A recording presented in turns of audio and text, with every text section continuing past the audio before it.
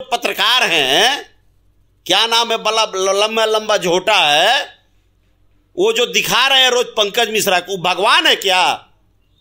TRP वो IG है, DIG हैं। आपके नाम से टीआरपी गेन हो रहा है चैनल को। अरे गेन नहीं हो रहा है, हमारा तो ग्राफ लोग बढ़ा दिया। बीजेपी वाले हमसे इतने डरे हुए हैं, मैं तो खुला चुनौती देता हूं। जिस पंकज मिश्रा का नाम साहेबगंज में बड़े ही अदब और खौफ से लिया जाता था, वह पंकज मिश्रा अब बड़े ही बेआबरू होकर सत्ता के गलियारों से निकाल दिए गए हैं। जिस पंकज मिश्रा के आगे पीछे पुलिसिया और सरकारी अमला चलता था, वो पंकज मिश्रा जब ईडी के कोर्ट में खड़े थे तो उनके लिए एक वकील तक नहीं था। पंकज मिश्रा के दोस्त खुद को बचाने के लिए कपिल सिब्बल और मुकुल रोहतगी जैसे वकीलों को खड़ा कर देते हैं, सुप्रीम कोर्ट तक चले जाते हैं, लेकिन पंकज मिश्रा को डालसा ने वकील प्रोवाइड कराया। डालसा मतलब district legal service authority.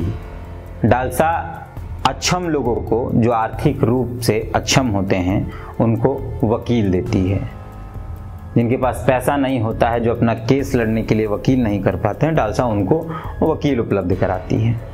Pankaj Mishra जैसे शक्तिशाली, प्रभावशाली और अक्षम व्यक्ति, जिसके हर एक स्टेटमेंट से प्रतिध्वनि आती थी, आई एम द स्टेट। पत्रकार हैं, क्या नाम है, बड़ा लंबा लंबा झोटा है, वो जो दिखा रहे हैं रोज पंकज मिश्रा को, भगवान है क्या?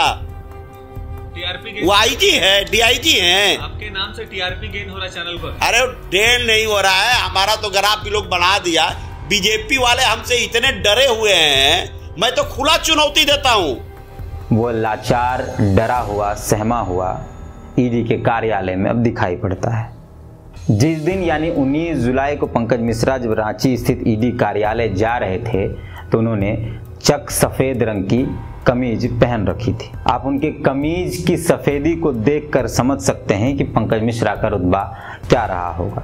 पंकज मिश्रा ईडी के कार्यालय के अंदर जब जा रहे थे तो उन्होंने पीछे मुड़ के मीडिया का अभिवादन किया। उनके चेहरे की चमक देखकर ऐसा प्रतीत हो रहा था मानो वो कहना चाह रहे हैं कि मुझे कुछ नहीं होगा, मेरा दोस्त मुख्यमंत्री है। पंकज मिश्रा 19 तारीख से पहले भी रांची आए होंगे, लेकिन 19 तारीख को जब वो रांची आए तो वो इतिहास के पन्नों में दर्ज हो गया।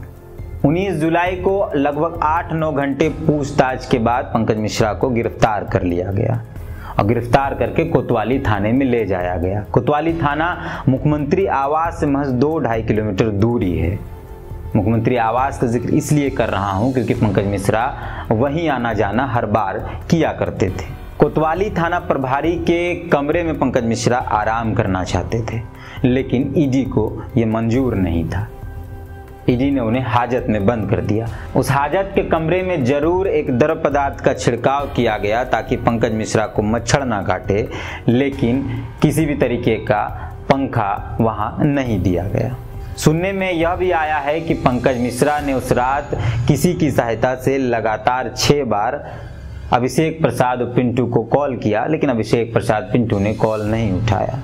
कहा यह जा रहा है कि पंकज मिश्रा ने अभिषेक प्रसाद पिंटू का नाम ईडी के सामने ले लिया है, लेकिन उस रात को, जिस रात पंकज मिश्रा ने पिंटू को फ़ोन किया और पिंटू ने उनका फ़ोन नहीं उठाया, उस रात को पंकज मिश्रा कभी भूल नहीं पाएंगे।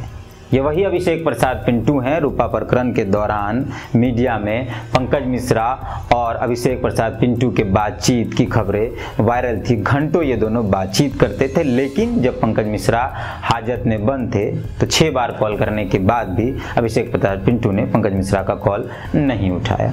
यह बात शायद पंकज मिश्रा को नागवार गुजरा होगा। 19 जुलाई को गिरफ्तारी से पहले पंकज मिश्रा जब ईडी कार्यालय जा रहे थे तो उनके चेहरे में एक अजीब सी चमक थी, गुमान था। उनको देखकर ऐसा प्रतीत हो रहा था कि ईडी उनका कुछ नहीं कर पाएगी। लेकिन 6 दिन की रिमांड के बाद जब पंकज मिश्रा को कोर्ट में पेश किया गया तो वो घसीट कर चल रहे थे। चेहरा बुझा हुआ था, मानो ऐसा प्रतीत हो रहा था कि उनकी जमीन खिसक गई है। और इस बात का एहसास पंकज मिश्रा को 19 जुलाई की रात में ही हो गया था, जब इनकी गिरफ्तारी हुई और उनको मुख्यमंत्री आवास से मात्र 2.5 किलोमीटर दूर कोतवाली थाने में रखा था। 19 जुलाई से पंकज मिश्रा ईडी की रिमांड पर हैं। ईडी की रिमांड में पंकज मिश्रा को जिंदगी की असली हकीकत का पता चल गया होगा। सत्ता की मोटी चादर जो पंकज मिश्रा के आंखों में लगी हुई थी वो भी हट गई होगी। सत्ता के चकाचौंध के बाद जो अंधेरा था वो पंकज मिश्रा के आंखों के सामने छा गया होगा। ईडी के सामने पंकज मिश्रा ने अपने एक भाई का जिक्र किया। पंकज मिश्रा ने कहा ईडी को कि मेरा एक भाई है जो शराबी है, जिसे मैं नाकारा और नालायक समझता हूँ, जिसे दुनिया का सबसे बेकार आदमी मैं समझता हूँ। आपको जानकर आश्चर्य होगा कि वही आदमी पंकज मिश्रा का जो भाई है, वही शराबी भाई पंकज मिश्रा के साथ ईडी के कोर्ट में खड़ा था और कोई भी व्यक्ति पंकज मिश्रा के साथ ईडी कोर्ट में नहीं खड़ा था।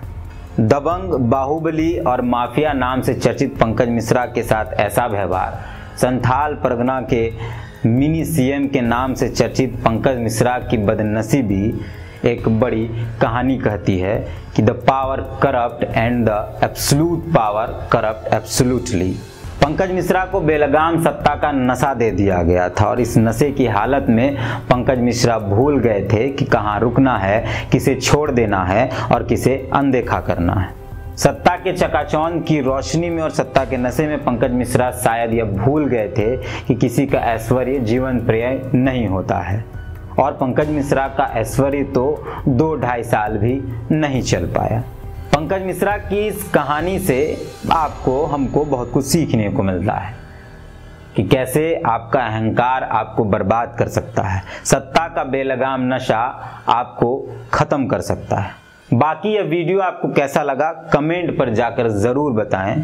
अगर आप इस वीडियो को फेसबुक पर देख रहे हैं तो हमारे फेसबुक पेज को लाइक करें, फॉलो करें, वीडियो को अपने दोस्तों के बीच साझा करें। अगर आप यूट्यूब पर देख रहे हैं तो हमें सब्सक्राइब करें, कमेंट करें और अगर आप ट्विटर और इंस्टाग्राम पर हैं तो हमें फॉलो कर सकते हैं।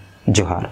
आपको हमारा यह वीडियो कैसा लगा हमें कमेंट करके बताएं और हमारे चैनल को लाइक और सब्सक्राइब ज़रूर कर लें।